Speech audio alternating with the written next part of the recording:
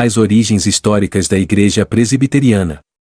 As origens históricas mais antigas do presbiterianismo datam do início da Reforma Protestante do século XVI. O movimento começou com a contestação do catolicismo medieval pelo monge alemão Martinho Lutero, de 1483 a 1546, a partir de 1517. Rapidamente, os seguidores desse movimento ficaram conhecidos como luteranos e a igreja que surgiu foi chamada de Igreja Luterana. Poucos anos após o início da dissidência luterana na Alemanha, um segundo movimento de reforma protestante surgiu na região de língua alemã da vizinha Suíça, especificamente em Zurique, atraído pelo padre Ulrico Zwinglio, de 1484 a 1531.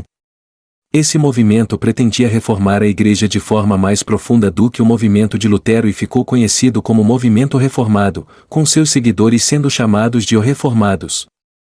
Assim, as igrejas resultantes desse movimento autodenominaram-se Igrejas Reformadas. Apesar do aparente radicalismo, Lutero e seus seguidores romperam com a Igreja majoritária somente nos pontos em que viam conflitos irreconciliáveis com as Escrituras. Especialmente na área crucial do culto, os luteranos julgavam que era legítimo manter tudo o que não fosse explicitamente proibido pela Bíblia. Já os reformados adotaram um princípio diferente, entendendo que só deveriam abraçar aquilo que fosse claramente preconizado pelas Escrituras. Essa diferença levou a uma ruptura mais profunda com o catolicismo. Após a morte de Zwinglio em 1531, Calvino tornou-se o novo líder do movimento reformado. Ele nasceu em Noyon, na França, e estudou teologia e humanidades em Paris. Calvino publicou seu primeiro livro em 1532, um comentário do Tratado de Sêneca de Clementia. Ele teve uma experiência de conversão à fé evangélica em 1533 e escreveu sua obra magna, A Instituição da Religião Cristã ou Institutas, publicada em Basileia em 1536. Em 1559, Calvino fundou a Academia de Genebra, que colaborou para a formação de toda uma nova geração de líderes reformados. Dada a importância desse reformador, um novo termo surgiu para designar os reformados, os calvinistas. Nas Institutas, comentários bíblicos, sermões, tratados e outros escritos que produzira, Calvino articulou um sistema completo de teologia cristã que ficou conhecido como calvinismo. Esse sistema incluía normas específicas, retiradas das Escrituras, acerca da doutrina, do culto e da forma de governo das comunidades reformadas. Na base do sistema estava a ênfase no conceito da soberania absoluta de Deus como Criador, Preservador e Redentor do mundo. A estrutura eclesiástica preconizava o governo das comunidades por presbíteros e a associação das igrejas em presbitérios regionais e em sínodos nacionais. A introdução do protestantismo reformado nas Ilhas Britânicas foi especialmente importante para esta fé. Foi nessa região que surgiu o outro nome histórico associado ao movimento, o presbiterianismo. Este nome tinha conotações teológicas e políticas. Os reis ingleses e escoceses eram fortes defensores do episcopado, ou seja, uma igreja governada por bispos. Como esses bispos eram nomeados pela coroa, esse sistema favorecia o controle estatal da igreja. Portanto, a insistência dos reformadores da Escócia e da Inglaterra em uma igreja governada por presbíteros, eleitos por congregações e reunidos em conselhos, era uma reivindicação de independência da igreja em relação ao poder público. Esta foi a origem histórica do termo presbiteriana ou igreja presbiteriana.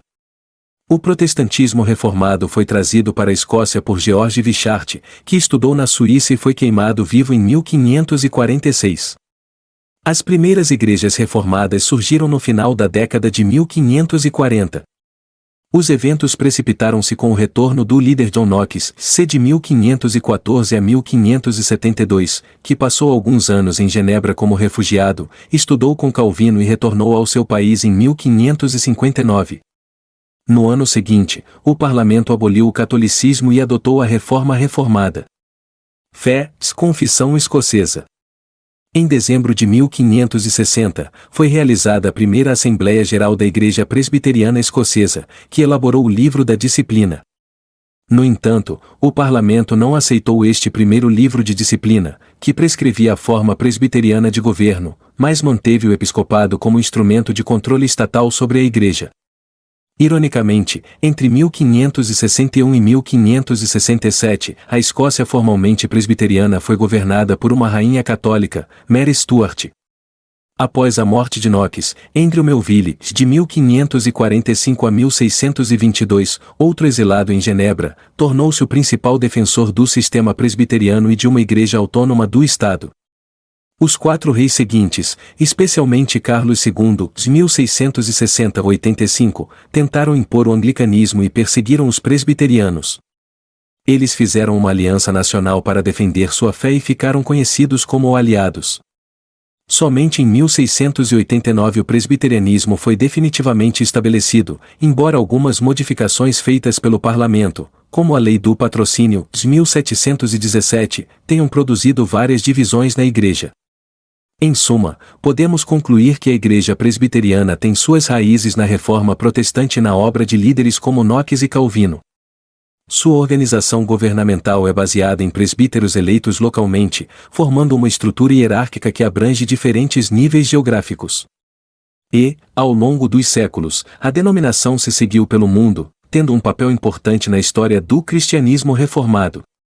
Neste momento, aproveito para convidar você para se inscrever em nosso canal no YouTube e compartilhar o conteúdo com seus amigos e familiares.